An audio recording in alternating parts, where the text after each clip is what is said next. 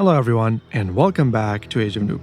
Our coverage of the Sultans Ascend DLC continues, and this time, we're taking a closer look at the final civilization that is left to cover, the mighty Japanese. I've upscaled all screenshots as usual, and I'll use footage from other civilizations as placeholders. Okay, with that out of the way, let's dive right in and begin with the civilization summary.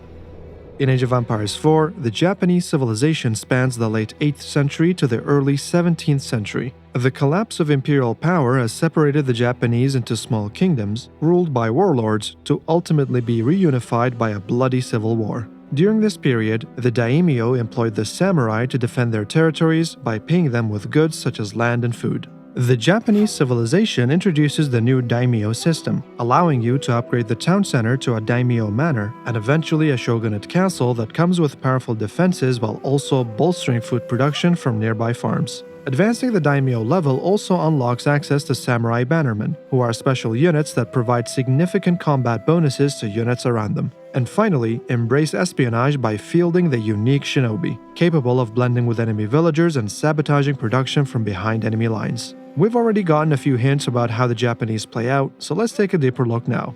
The Japanese civilization begin Age 1 with multi-purpose buildings that offer unique options for early strategy and are excellent at producing fishing ships quickly. They focus on localized economy supported by daimyo from town centers. Once upgraded into a daimyo manor, villagers working farms in the surrounding area will receive a large bonus, and samurai bannermen become available to produce. A vast roster of infantry, primarily focused on the samurai, defend the territory and lead the battle with the samurai bannermen. Bannermen support infantry and cavalry with attack bonuses, and the samurai offer excellent frontline support with their deflective armor, an ability which periodically blocks attacks. Okay, let's take a look at all 4 ages for the Japanese before we circle back on their unique units. From Age 1, the Japanese benefit from buildings that serve dual purposes, the farmhouse and the forge. The farmhouse acts as both a mill and a house and should be constructed around berry bushes for when the sheep run low. The forge acts as both a mining camp and a blacksmith and contains an extra tier of melee damage technology available in the Dark Age. Hence, beginning the game with an explosive start with the Japanese should be no problem in most maps, as the flexibility of houses and mills, as well as mining camps and blacksmiths provide a fantastic tempo difference, both in terms of construction time as well as resources saved. Hence, having a blacksmith already built and ready in the Dark Age as you're aging up to the Feudal Age should not be underestimated.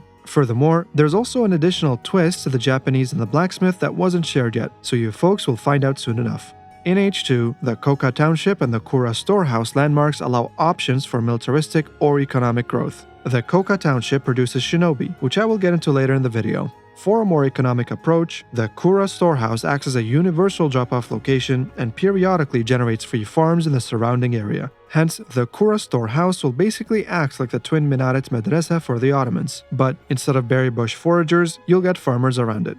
In Age 3, the Japanese can choose between the Floating Gate to unlock Shinto priests or the Temple of Quality to unlock Buddhist monks. Shinto priests are able to place sacred objects called yorishiro in buildings to achieve special bonuses, whereas Buddhist monks can weaken enemy damage output and solidify your position on the field. Unfortunately, no further detail has been provided for either, but the idea behind each option is to provide flexibility based on your matchup. Buddhist monks will likely be the better choice against high-damage opponents, whereas the Shinto priests will be the more balanced approach for most scenarios. And finally, in Age 4, the Japanese civilization can choose between boosting trade or cultivating gunpowder weaponry. The Castle of the Crow acts as a keep and generates treasure caravans, which can traverse land or water to trade at any trade post. On the other hand, the Tanegashima gunsmith can access an arsenal of gunpowder units, including the Ozutsu heavy-range infantry. The balance of the treasure caravans will be interesting to see at launch, given trade's tricky position in the game so far.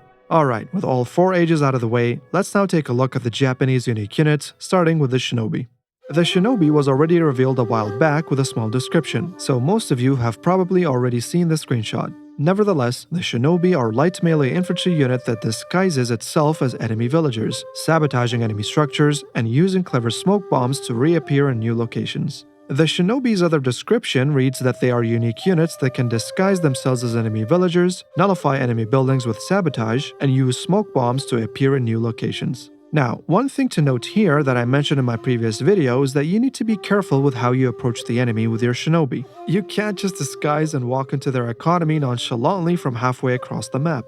Instead, you'll likely use smoke bombs from behind wood lines or enemy vision to blend in seamlessly. Distracting your enemy with your samurai while you do this should also help you sneak in. In short, the Shinobi are an interesting unit that players with good micro can take advantage of, and their sabotage ability will be super useful even well into the late game, so you need to be on your toes against the Japanese if you don't want your infrastructure to stop reinforcing your army at key moments in the game.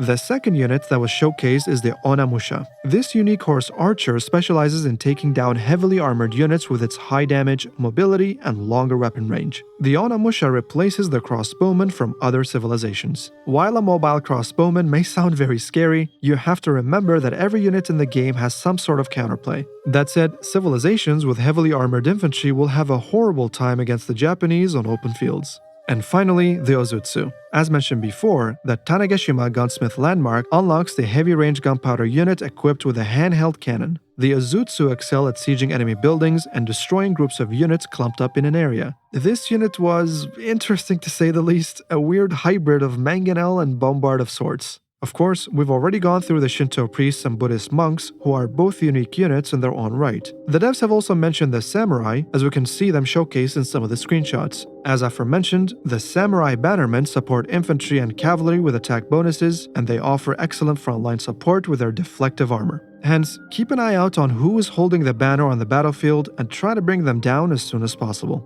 Furthermore, the Japanese actually have even more unique units on top of what we've already covered so far, as we can see numerous mounted units, range units, and some others in the screenshots released. As you know, I cannot mention which ones are unique and which are from the standard roster, but know that the Japanese have more to learn about that you will find out soon. Out of the rest of the civilizations, they have some of the most unique units in the game so far. In summary, the Japanese are a well-balanced civilization that are not necessarily beginner-friendly, but they are far from being as difficult as the Byzantines. They provide a decent challenge for players who like to have many options and aren't afraid of a bit of micro with their Shinobi smoke bombs, leading with their Buddhist monks, kiting with their Onna-Musha, and so on. The good thing about the Japanese is that their Dark Age flexibility sets them up for many playstyles, and their plethora of unique units can handle most army compositions with no problems. You also have to remember that they have a fishing ship bonus as well, so their explosive start is further compounded in hybrid or water maps as well. In other words, getting the most out of your powerful bonuses and units is not as difficult as it is compared to the likes of the Byzantines and the Chinese, so I predict that many players will enjoy playing with them. Well, that wraps up everything I can share so far about the new Japanese in Age of Empires 4. With the final 6th civilization covered, this wraps up our early coverage of every single new civilization that is coming with the Sultans Ascend DLC. If you haven't already, be sure to subscribe to Age of Noob if you don't want to miss the civilization deep dives that are coming very soon. Those in which I showcase everything about the new civs with no restrictions. I will also make a video that covers all new units in one summary video as well. Many thanks to our YouTube members for their continued support, and please consider joining as a member as well if you'd like to support me further. Thank you. As always, thanks for watching everyone. Let me know what you think of the Japanese so far, and until next time, sayonara.